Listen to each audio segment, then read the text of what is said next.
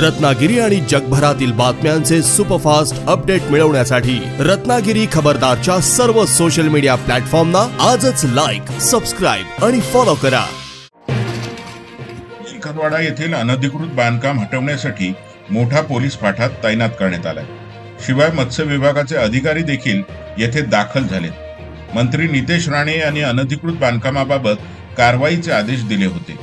23 जानेवारीपर्यंत स्वतःहून बांधकाम हटवा असं आवाहन प्रशासनाकडून केलं गेलं होतं। यानंतर कालपासून मोठ्या प्रमाणात बांधकाम स्वतःहून देखील हटवलं गेलं आहे।